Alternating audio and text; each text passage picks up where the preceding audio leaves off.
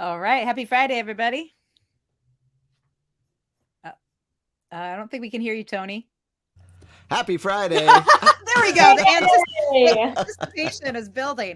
Well, happy Friday. My name is Mother Banjo, one of your hosts for the Back Catalog Listening Party. My other host is Anthony. I'm Anthony Ihrig. Ihrig. Yes, I'm here unmuted and so excited to be here today. And joining us today on the show, we have, I think, from her home in White Bear Lake. Yep.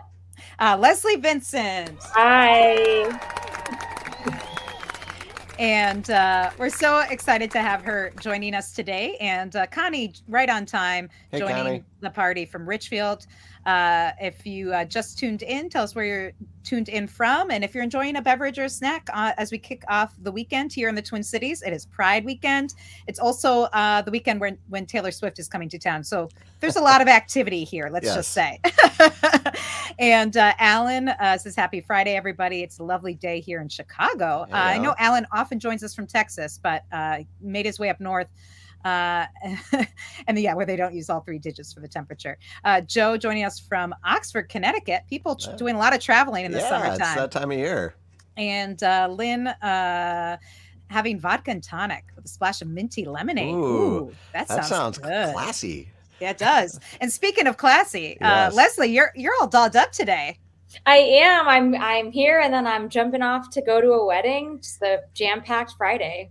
Excellent. And are you having any beverage to get your weekend going, or Yeah, saving it for it's later? called water. I've already had half of it. I have to hydrate so I can celebrate. Right, so you can Right. party later. You don't That want to makes show sense. up to the wedding, in anything. We don't want to but be responsible Yes, for that. That's exactly. for sure. Thank you so much. But I also know that today's another day to get fancy and celebrate it's your single release day as well. Yay! The crowd is really into it today. Yeah, and so in celebration, although I'm not wearing a fancy outfit, I did instead of going to my box of wine as I'm prone to do, I actually opened up a real bottle Whoa. that had been given to me for my birthday about a month ago, and I knew nothing about it. But then I opened it up. I just knew it was white, and it turns out it's sparkling. It's sparkling wine from Portugal, so it's very fancy. So I put it in a stemmed glass and everything. No plastic cup for you, Leslie. This is like the fancy stuff. So Wow. So- Well, it's hard to cheers. top that, but I just came from the Blue Ox Music Festival in Eau Claire, Wisconsin. And if you're ever in Wisconsin and you want a delicious beer, you stop by any gas station and pick up some New Glarus Spotted Cow. So it's Wisconsin fancy. Cheers to you, Leslie. Cheers to you, Ellen. And cheers to all of you out there. Cheers to John, who's joining us from South Minneapolis with his iced coffee. excellent. Excellent. I actually do have a nice coffee going at the same time. It was a late night at the festival. Yeah. And also I just had to say, we were having this conversation before we came on here about how I was jonesing for some goldfish crackers. Oh yeah. And look, you have the same. When both hosts have small children, you have goldfish crackers in the house. Crackers. I see a new sponsorship on the horizon here. I do. So if anyone has any connections to Brought to you by Pepperidge Pepperidge Farm. That's right. Maybe we can get some Milano cookies as well as part of that Yes, sponsorship the package. adult line. Exactly.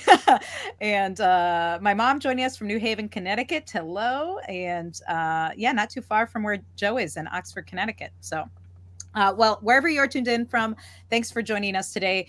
This is the show where we invite different artists on to revisit their old records, sometimes for the first time in quite a long time. And we chat with them about the songs and answer your questions. Feel free to join the conversation as we go today. And for folks who maybe not as familiar with your music, you're quite a name here around the Twin Cities region and the upper Midwest, doing jazz and theater and other kinds of music. But maybe you could give a little brief bio, little 2-minute origin story of where you grew up, how you fell into making the music, and where this album fits into that. Yeah, sure. So I grew up part of a military family, so all over the East Coast and the United Kingdom, just hanging out, moving around a bunch. I moved out to the Midwest in 2013. It's almost my 10-year anniversary living here, which means I'll become a native. And I moved out here for love, and love didn't work out. But luckily, I found love again and to my wife about 2 years ago almost, and we have a house in White Bear Lake, which is a really cute suburb of the Twin Cities. And yeah, I never actually set out to be a musician. I got a degree in theater, was a theater actor, and just happenstance was in a show where the music director was a jazz pianist, and he basically said, "Come with me on this journey." And I said, "Okay," and that was 6 years ago, and no regrets. It was amazing. I've just kind of launched this whole new chapter of life and career, and I love jazz music. I was saying before the call, before we started, that recently a lot of people have told me they hate jazz, and I'm here just to say that jazz is relevant, and it's temporary, and it's beautiful, and it's human and universal. And so I try to just bring people into that fold and just give it a new perspective. And so, yeah, this album we're gonna back catalog listen to today is my debut, my first album.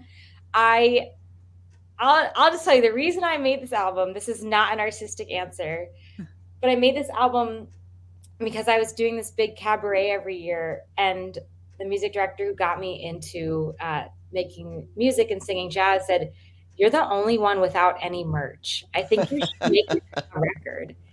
And I was like, okay, well, if I'm going to make a bunch of money from these people that will buy my merch, sure, not knowing what I was getting into. And so we spent about 1.5 years coordinating and arranging, and then of course it became this huge project, and I really moved more into music after making it. So just little pieces of my heart to make this debut album. Excellent. And it came out in 2020. And so was the release pre or post lockdown? It was like right post. So I wrapped it up at the end of February, and I already had this date, and I decided just to do it. And usually when I tell people that, they feel really sad for me, but it actually was great because no one had anything going on. And so a lot of people were just really excited and engaged, and it was a quirky way to release an album. Like, I wouldn't recommend it, but it ended up it was kind of fun. It was a fun way to do it. Cool. Mm-hmm. Yeah, and especially without live shows. I mean, and this is why we started this program exactly. 3 years ago, right after the lockdown, was that we have recorded music is one of the things you can enjoy when you're at home. So that's really wonderful. Well, we're going to dig into the music. I don't know about all of you out there, but I am jonesing for some tunes, and I'm really excited to dig into this record. So the first track you picked to feature from your album is the title track. Is there anything you want to say about this before we take a listen? Yeah, so I'll just say that I met my wife doing a play, and this song was featured in it. And so I wanted to, as I was thinking about putting the album together, I wanted to do an homage to that and to falling in love. And I'll say the lore of this song is that it was written on a deadline. The studio just really needed a song, and so the tale goes that it was written between sips of coffee and sips of vodka. And so you hear this. There's a list. It's a list song, and so I really like to imagine this songwriter just drinking some vodka, drinking some coffee. So Tony, that's kind of like you with your beer and your coffee. A lot of artistic endeavors are sandwiched between a couple different drinks. Yeah, that's right. Well, this is great. Let's give it a listen. All right. This is Leslie Vincent, These Foolish Things, here on the Back Catalog Listening Party.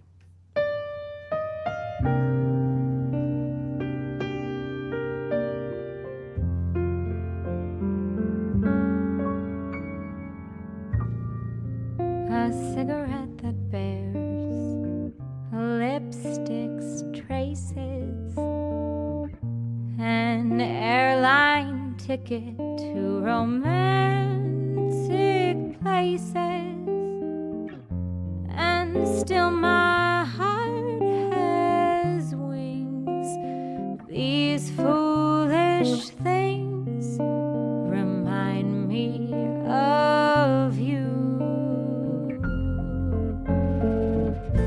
A tinkling piano in the next apartment, those stumbling words that told you what my heart meant.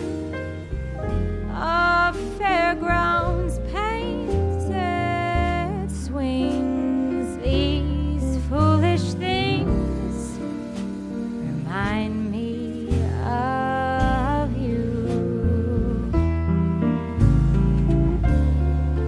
You came, you saw, you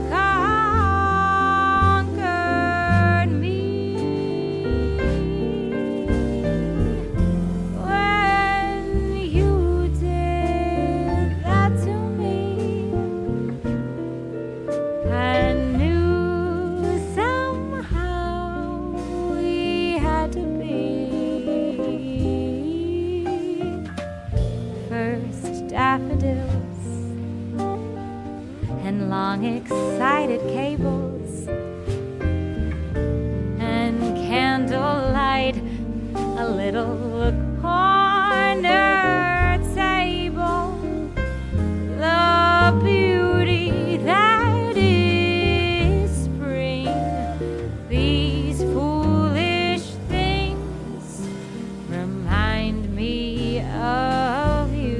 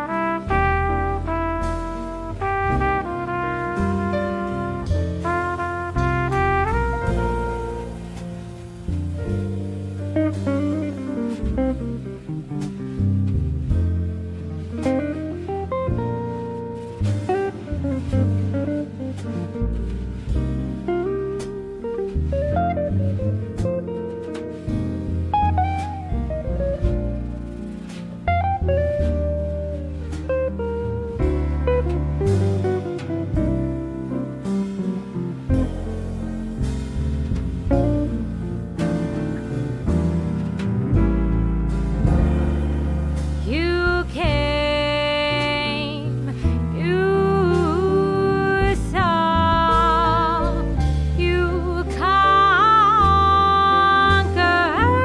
me.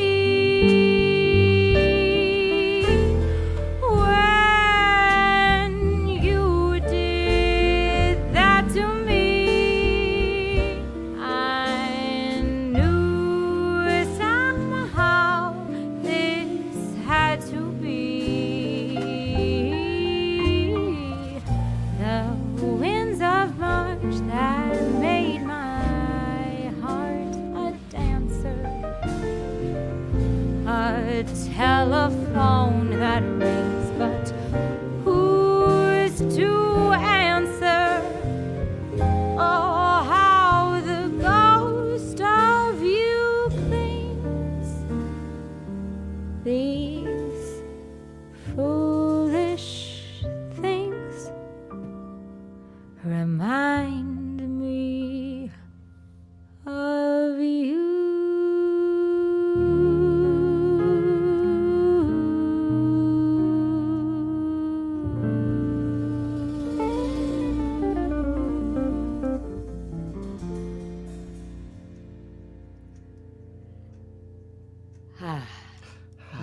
That blood pressure lowering music was brought to yeah. us by Leslie Vincent and her 2020 release, These Foolish Things, which we're revisiting today on the Back Catalog Listening Party with Leslie joining us to talk about it. And that's, of course, the title track. And, a lot of famous people have sung it, Ella Fitzgerald and Louis Armstrong. And, do you remember where you first heard that song? You said you had to learn it for a show. Is that where you first heard it? Yeah.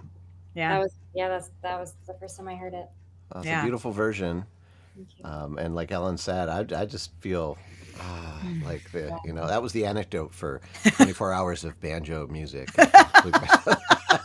and 94 eastbound. I just it sounds so good, and I know a big element of jazz music is in the arrangement pieces, and you mentioned working with someone, a pianist. Can you talk a little bit about the arrangement process for these tunes? Yeah, so I should shout out. His name is George Maurer, and I love him so much. Yeah, so when we started talking about making it, his guidance was to find pieces that I thought represented parts of myself. So I'm someone who's very nostalgic. I can get lost in the past, and so and obviously in that song, there's those elements of memory and so we talked about how we wanted it to feel, which I wanted it to feel very, not melancholy, but just wistful, like that longing. And then actually the way that we did this, which I would never recommend doing, but every single song, we had every instrument solo. And the thought process being like, we'll just have everyone solo and kind of pick our favorites. But as you can imagine, that's a very lengthy process. Yes. But yeah, so it wasn't like, okay, we know we want horn and guitar for this deep reason. It was just that when we listened back to it, those two, they meshed together. They had a nice balance, and then a lot of the arrangements just came from the beginning and end, if you will. Like they just kind of come from my heart, the things that feel organic to me, and then we just sort of say, okay, that's how we're gonna end it, or. So it's like a back and forth between the two of you on the arrangements? So you and George kind of sat down together to flesh out sort of the basics of the song, and then you brought in the players? Yeah. Oh, yeah. So, we just sat in his living room, and he played, and I'd talk about it. And then when all that was settled, then we brought in the players. Excellent. And man, that guitar sound is that warmth that you get in that kind of style of jazz guitar playing is just so special. And everything about that track feels so delicate and like nothing. I think a lot of times when people think of jazz, they think like big band or like wailing horns. And it's like, that is just, it's so, it takes its time with everything, and it's just such a beautiful treatment of the song. Speaking of tone too, I know a lot of jazz records are cut in one room together, so you get all that intermingling of audio waves and things. How was this one recorded? Yeah, so if I remember correctly, the basic formation was in one room, and I did scratch vocals in a separate room, which if you don't know scratch vocals, I would sing with the band so they could feel my phrasing and my breaths and all that. But then we cut all that, and I re-recorded them later in a small part of the studio. And then the horns were in a separate room. So the piano, guitar, bass, and drums were in one, so they were playing together. And then the horns were in a separate room and there was glass between all of us, so we could see each other and make each other laugh. Nice. Well, it sounds wonderful. It really gorgeous sounds. And where did you cut this? That's a good question. And you know what? I should have looked up that answer before. And you know what? I will. I'm gonna look, and during our next track, I'll do some research, and I'll get back to you on it. Yeah, no worries. And if you just tuned into the back catalog listening party, we are chatting with Leslie Vincent about her 2020 release, These Foolish Things, her debut record. And I'm so excited to just get as much music as we can, because it's been that kind of week. I want more. Yeah. So this next track you picked to feature is one I'm sure folks will recognize, Moon River. Is there anything you want to say about this song, or why you chose to put it on this record? Yeah. So to make a long story short, I played the piano through college, but when I moved out here, I moved just with my car and couldn't bring my keyboard. And so I ended up picking up a ukulele right before I left DC, which is where I was living before here. And since then, I've just played the ukulele a lot. And so I wanted to capture that on this album. So this piece is just me and the ukulele. I did it together. I just, here's a picture. I ended up doing like a small fan concert for music in Minnesota. And this was early COVID time. So I was just really scared to take my mask off. So there's only like 4 people in the room, but I still have this mask on that matches my ukulele. I was going to say, that's a nice coordination there, though. Thank you. with the ukulele. We love a coordination. Yeah. So it was just like just really special to be, after this bigger band and bigger formation through the album, just to take it really, really far back. It's just me and my uke. Nice. All right. Well, let's give it a spin. This is Leslie Vincent with Moon River here on the Back Catalog Listening Party. Moon River, wider than a mile, I'm crossing you in style someday. Oh, dream maker, you heartbreaker, wherever you're going, I'm going your way. Two drifters off to see the world. There's such a lot of world to see. We're after the same rainbow's end, waiting round the bend. My huckleberry friend, Moon River, and me. Oh, dream maker, you heartbreaker, wherever you're going, I'm going your way. Two drifters off to see the world. There's such a lot of world to see. We're after the same rainbow's end, waiting round the bend. My huckleberry friend, Moon River, and me.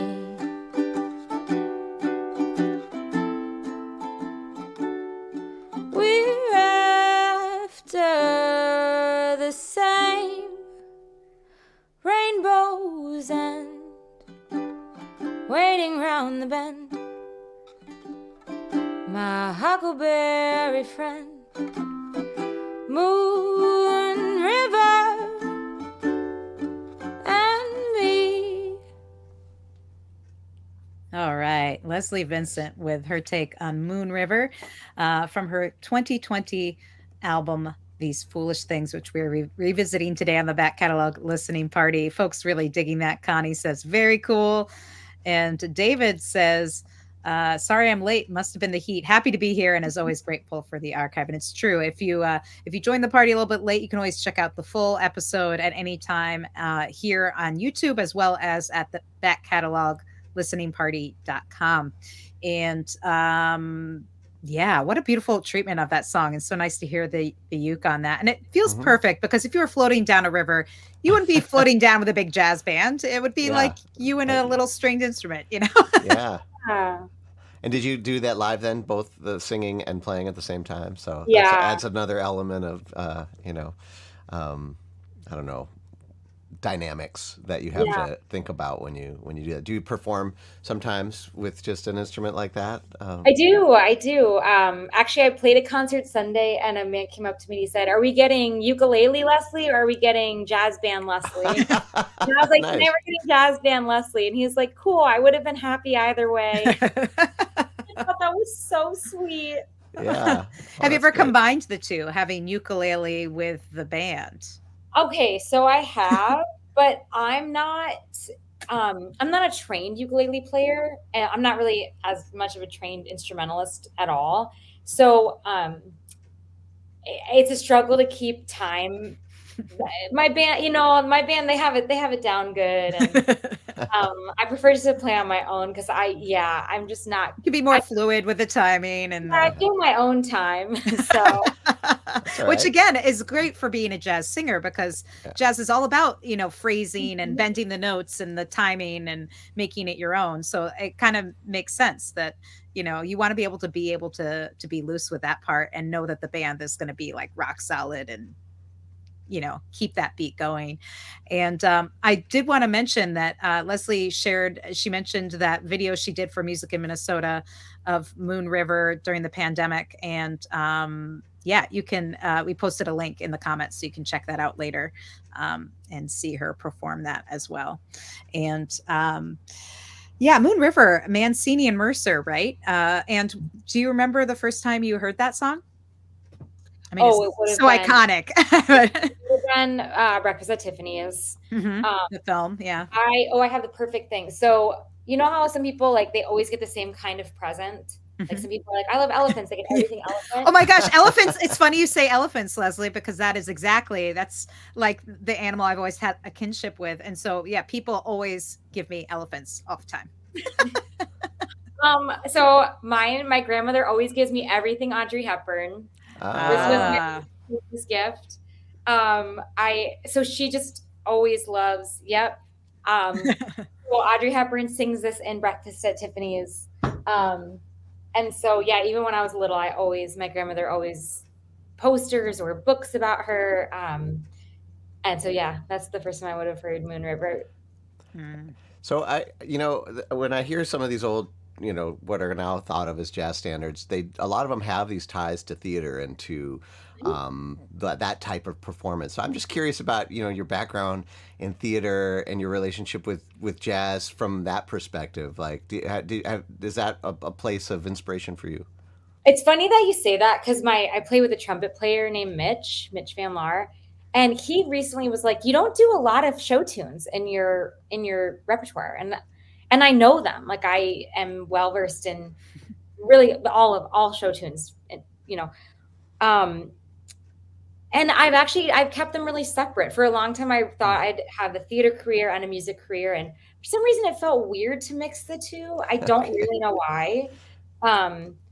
And so I'm starting to kind of come around to that and be like, you know what? I'd love to put in some old like Cole Porter, and maybe even like some Stephen Schwartz. Like maybe there's something there of like, how could I meld those worlds together as opposed to keeping them separate? I was just actually thinking while I was listening to both those last two tunes that, the ability to tell a good story, from a song perspective and from a theater perspective are really close. And there's something about the way that you're singing these songs where it's like it's like a believable character. Like I can really, I don't know, I feel it in a different way. Sometimes you hear someone sing a song and it sounds like it's just, reading words off of paper. And other times it sounds like they're in character or they're, reflecting on the content of it. And I'm sure your theater background has something to do with that. Yeah.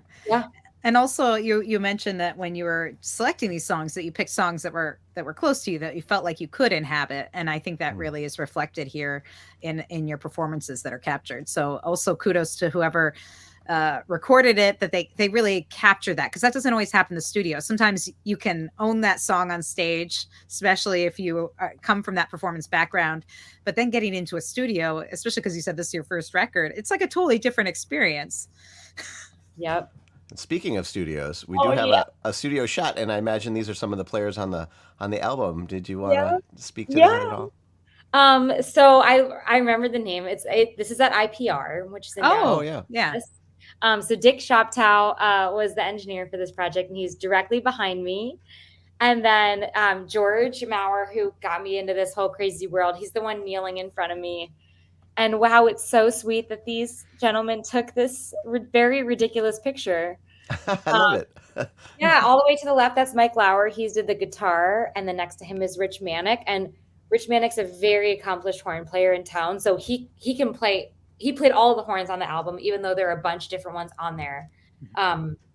He did practically all of them. Wow. And then Pete Hennig is drummer next to him. And then behind him is Matt McIntyre, who's a bassist who I actually still play with today. And then all the way on the side is Chris Berg, so he was the assistant. And then Jeff Nordquist, who's in that purple Viking shirt, he played trumpet. Nice. And for those of you who are just listening to today's show, we'll have in the show notes, we'll link to this picture here. Someone says he went to high school with George Maurer, and I have so many questions for you, and please find the show so I can ask you all of them. Yeah, Joni, one of our back catalog regulars, says she went to high school with George Maurer. Very cool. And if you have insights into any of the players or questions for Leslie as we go today, feel free to throw them in the comments. This show is meant to be a listening party and a conversation. So we'd love to hear what you're thinking of and if you have any questions. And Joni says, ask away. So Leslie, what's your number one burning question about George Maurer? Oh gosh. Okay. What was his fashion style in high school? Oh, there we go. Okay. All right, Joni. Can be as politic as you need to be. Yeah, exactly. Well, again, we're so happy to have Leslie Vincent joining us today on the Back Catalog Listening Party. And if you like what you're hearing, and we know you are because you're saying so, then you'll want to get this album in its full glory, which I mean, getting the high-res files, either download them digitally or do you still have CD copies of this? Yeah. Mm-hmm. So you can get that at Bandcamp. And it's a lot better when you hear it that way. And that's how we're hearing it. But you hear it through all the YouTubes and the ones and zeros, and it doesn't sound quite as good when it gets to you. But if you get it from Leslie, you not only support her music, but you also can get the music in its full glory. And when you go to Bandcamp, because we were talking about that you have a new single out today, which you can find in all the digital places, but also you can pre-order your upcoming record at Bandcamp. So folks can get in on that as well. And Joni says, to answer your question about George Maurer's fashion sense in high school, very, very Miami Vice. That was two varies. I just want to point out. And that tells volumes. That's all you really need to say, I think. That's such a distinct style. I can't imagine a better answer. That's the perfect answer. Oh, excellent. See, awesome. The things you learn here on the Back Catalog Listening Party, you learn so much more than just about the music here. Right. I'd like to think, like we're trying to fill in the gaps for all the missing liner notes out there now. And, you don't get tidbits like, what they wore in high school. What the musical director wore in high school. You don't get that, no. Love that. Well, we are going to get another tune here because the hour is going by fast and we want to make sure we get as much of this sweet album as we can. And the next track you picked to feature is Our Love Is Here to Stay. Is there anything you want to say about this? So I wanted to put a duet on the album. I thought that'd be very sweet. And originally I was going to sing it with someone. I don't remember who it was. And then scheduling stuff went wrong and they couldn't do it. And so I asked Emily Dussault to sing it with me. And if you're unfamiliar with me, I have a side project called the Champagne Drops with Emily Dussault. And the two of us both play the ukulele and we write original songs more in the folk vein about being sisters and moms and women and people in the world. So I just wanted to sing this song with someone that I trusted after kind of the scheduling and all that. And I think it's kind of sweet to have two women sing this song. Awesome. Well, we will also link to the Champagne Drops in the show notes. You can go to Back Catalog Listening Party /167 for that. But for now, let's give it a listen. This is Leslie Vincent. Our Love Is Here to Stay here on the Back Catalog Listening Party.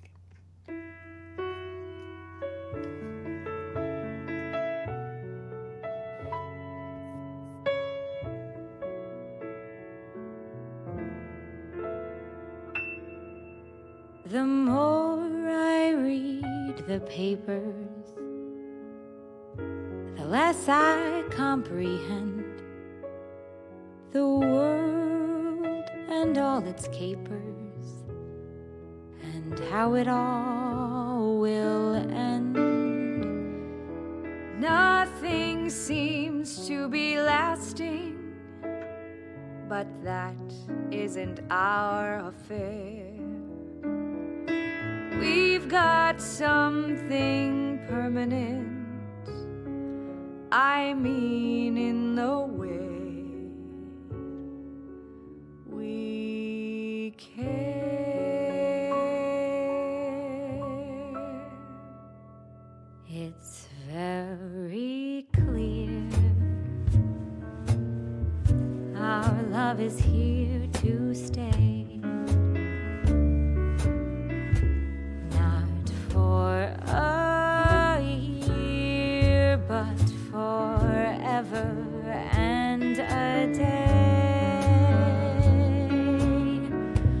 The radio and the telephone and the movies that we know may just be passing fancies, and in time may go. But oh my dear, our love is here to stay. Together we're going a long, long way. In time, the Rockies may crumble, Gibraltar may tumble. They're only made of clay, but our love is here to stay.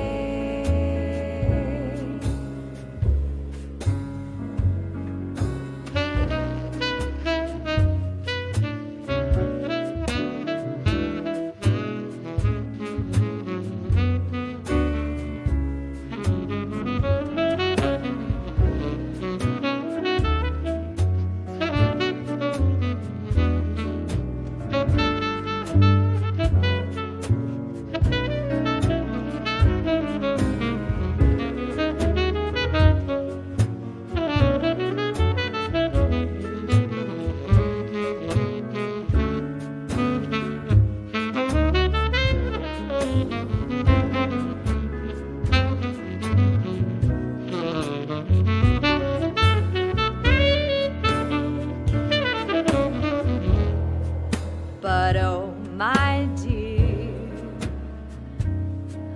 our love is here to stay. Together we're going a long, long way. In time, the Rockies may crumble, Gibraltar may tumble. They're only made of clay, but our love is here. Our love is here. Our love is here to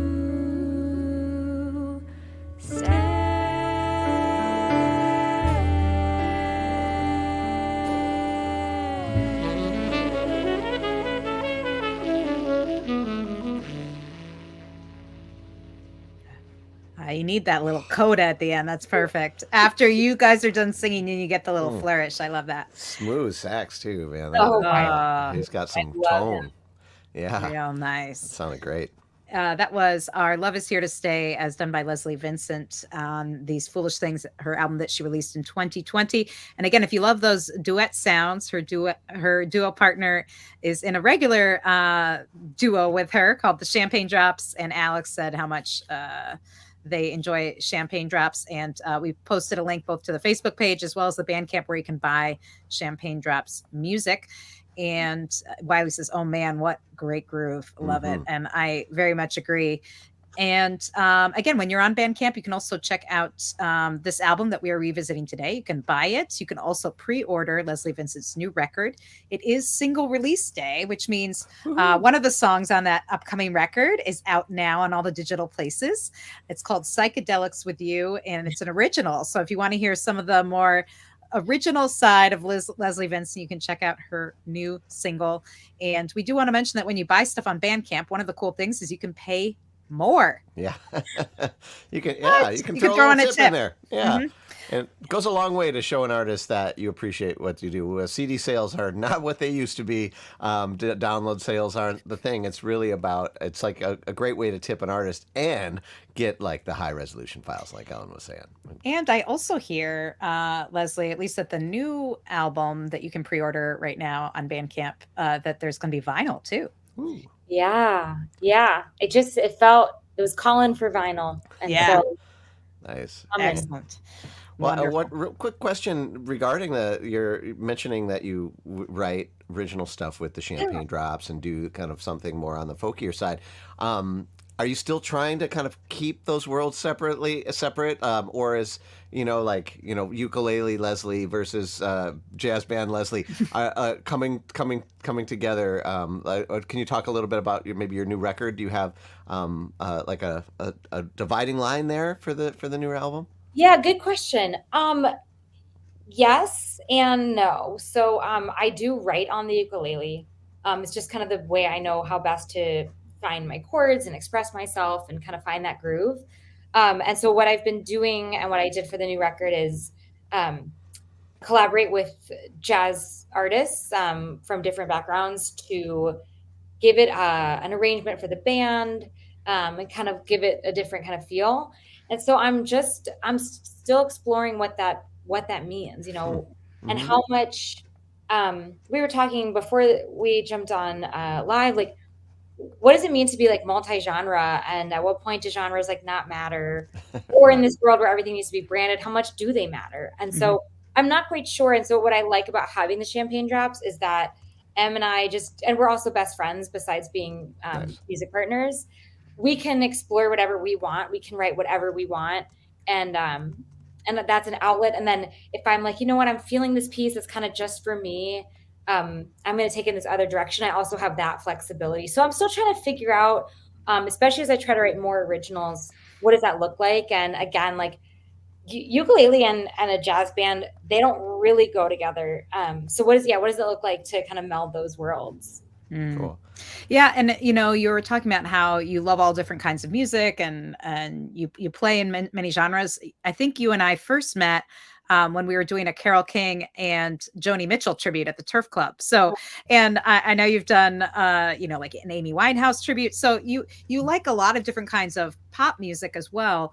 And are these artists that were kind of influences on your music? Or what were you listening to when you were coming into your own musically? I mean, yeah, I feel like you couldn't really get more eclectic than my musical background. I said I loved show tunes, so I was jamming out to like Spring Awakening and Rent and Wicked and Phantom and kind of all those. You can see it behind me. My favorite album of all time, Nico Case's Fox. That's a great record. Oh, I have her whole box set. She's my favorite musician of all time. But then I have Sharon Jones right next to her. Sharon Jones and the Dap Kings. And then I grew up kind of on a mix of 80s, classic rock, B-52s, Pat Benatar, a lot of that. And then jazz. So Sinatra, Ella, Billie Holiday. Obviously, Amy Winehouse was a big influence as I was getting older. And then I was really into the emo phase. Like, I don't know if you guys remember that, but like Taking Back Sunday, Good Charlotte. So I don't know that that's really impacted my music making, but it's in there. There's something, what does it mean to like speak to a generation? And like, I kind of like to explore some of the more basic parts of our everyday lives. When Emily the emotion kind of, because all the stuff you mentioned has a lot of emotion to it. And I think, and I can hear that in the way you sing, like you bring a lot to what the feeling of the song, not just what it's saying. Yeah. I like that. And John says, provides that Duke Ellington quote, there are simply two kinds of music, good music and the other kind. The quote is also attributed to Louis Armstrong, Rossini, and Brahms, words to live by. It's true. There's a theme. And Tony and I were saying the same thing earlier, that's what it's all about for us. It's just good music. Yeah. And I kind of poke about the genre stuff because I think that's can be kind of one of those things that keep people from either experiencing new music or creating new music. And I love that those influences all get tied together. I mean, that's how art evolves. And I love that quote. Yeah. And there's another one. I might be Duke Ellington as well. If it sounds good, it is good. Yeah. I love when I teach music students, I always say, listen, that's my philosophy, and and I think that because it shows that it's really about each individual's perception of it. Yeah, exactly. Because I like it. That's a good one. And if anyone knows where that one came from, I'd love to know. Because throw it in the comments. I use it all the time, and I think that's kind of getting to what you were saying, Ellen. Yeah. And speaking of things sounding good, I just want to again reiterate that not only can you buy Leslie's music, you can also tip her via Venmo, and also you can join her Patreon. And this is a great way of supporting artists on a kind of regular basis. And during whether there's a pandemic or whether there's gigs or a new album or not, it's a great way of kind of smoothing those dry patches and supporting artists. Although nothing seems it seems like you're very busy, Leslie, these days with lots of stuff. But can you tell folks what people might expect if they join your Patreon? Is there anything special you do for your Patreon supporters? Great question. No, there's not. Well, just knowing that they're supporting you. Yeah. I have thought a lot about what does it mean to gatekeep your music, and I felt weird about charging people to see more stuff, even though I know a lot of artists do it really successfully. It just wasn't sitting right in my soul. And so it really just helps support me and the things that I make, and then also my musicians. I really believe in paying my musicians fairly, and so regardless of so think of it as a band fund. I like that. There you go. Fund. Support Leslie's band. So yeah, there's nothing very exciting there. No, that's music happen. Yeah, exactly. And think of it like if folks out there, maybe a lot of people like to stream music, which is a great way of accessing music. But artists don't get paid as much from that. So another great way to support the artist is by joining a Patreon or throwing something in the tip jar. Or as Anne did, she just got the CD. Boom. Old school, she said. All right, way to go, Anne. All right. Oh, yeah, but she's going to have the liner notes. She'll see all the personnel on the record and hear it in all of its glory. And with another kind of thing related to physical stuff is there's been a lot in the news lately about streaming movies disappearing off of sites and the creators not able to access their own work and all of that stuff disappearing from people who love that stuff. And I got to say, it doesn't hurt to have a backup plan, folks. And a lot of the people here in the Back Catalog Listening Party order the CD every week, and we appreciate that so much. And they're going to have the catalog of music when all the streaming services, get wiped out in the giant magnetic sunstorm or whatever it is. But speaking of that, I want to give a special shout out to our Patreon supporters, because if it wasn't for them, we wouldn't be here. And it's as much about just knowing that there's people out there that want this. They want to hear the backstory. They want to hear about how it's recorded. They want to nerd out just like we do. And when we get together and do that, it's such a fun and wonderful music community. So we want to give a big shout out to our Patreon supporters: Penny Ann, Alinda, Bevan, Connie, Vaughn, Alan, Chris, Alex, Becky, Galen, Peggy, Joe, Jim, Beverly Ann, John, Fred, Tim, Sarah, David, Jocelyn, Court, Matt, Steve, Mark, the Homestead Pick and Parlor, Severin, Lynn, Mary, Many Tracks, Nikki, Joni, David, Sarah, CJ, and Wiley, and maybe you, if you're interested. We do this every week. We love to do it, but it really does help us cover our costs for all the technology and our server and keeping everything up to date. And we also have exclusive behind the scenes stuff too. So we do have after parties, and we have some quarterly concerts and things like that. And so we would love to if you were to join us, but if nothing else, we're just glad that you're all here. That's right. And so cheers to all of you out there. Yep. And we have time to fit in one more song on today's show. So we want to make sure we get to that. And this is a song that I think I first heard Aaron McEwen did, even though, of course, it's been covered by a lot of people. And I was so excited the first time I heard your version of it, because it was like, oh, I love this song. So tell us a bit about how you came to this tune. Yeah, I came to it through Aaron McEwen. I just have always loved this piece. I was born in Rhode Island, and I really like this idea that Rhode Island is so small. And the theme of the song is like, don't worry that it's small, it's fine. And I'm very small, I'm 5'1". And so I just identify with that so much. And yeah, it's funny. I haven't listened to some of these tracks in a while, and I was remembering George really likes these opening verses of songs, and so he was like, you really should learn these opening verses. And so you hear it in Our Love Is Here to Stay, and you'll hear it in this one too. And those opening verses, a lot of times they get cut. It can be really hard to find versions with them in it, but they're so sweet, and they kind of set the song up in a really nice way. And then the other thing I'll say is every time I perform this song, if I tell my dad, I have a concert, I'll do Rhode Island, because he loves that, it's where I was born. He always is like, tell the audience that that's where you were born, because they're going to want to know. Yeah. And he really wants to reach out to like a radio station in Rhode Island and tell them that. And I was like, Dad, I don't think they care that I was born there. I don't remember it at all. We left when I was 1.5. I have no connection to it, but I think it's kind of sweet that he gets so invested. Well, as someone who's been in the audience of many a show, I love hearing those connections before the song, because it does kind of endear me to the song in a different way, knowing that it has a connection for you. Oh, yeah. And I can't think of a better way to end the show and to kick off the weekend. This is so much fun. Turn it up and dance if you'd like. This is Rhode Island is Famous for You, Leslie Vincent, here on the Back Catalog Listening Party.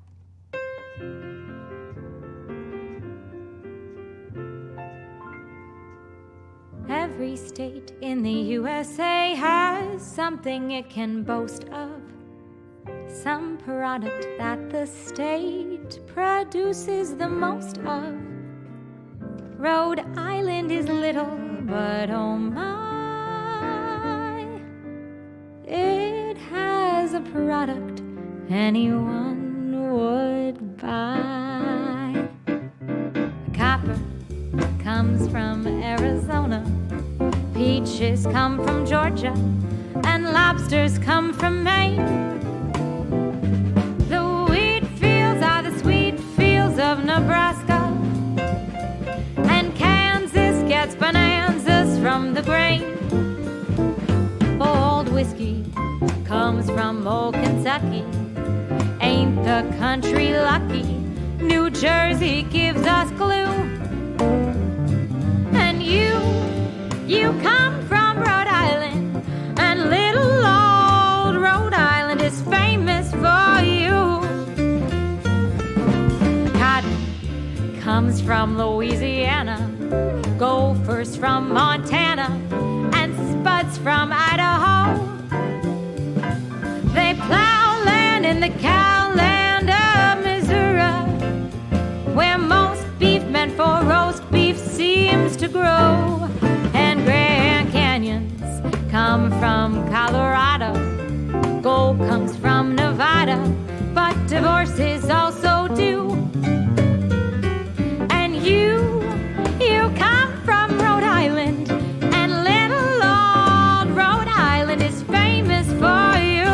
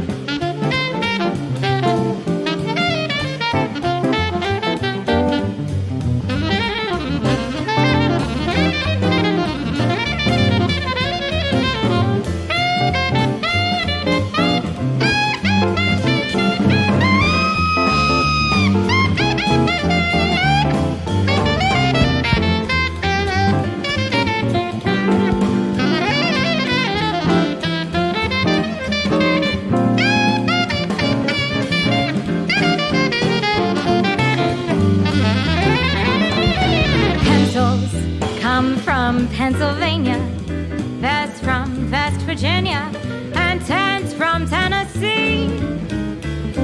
They know mink where they grow mink in Wyoming. The camp chair in New Hampshire, that's for me. And those minnows come from Minnesota, coats come from Dakota. But why should you be blue? Why should you be blue? For you come from Rhode Island. Don't let them ride Rhode Island. It's famous for you. Yes, sir. Little old Rhode Island is famous for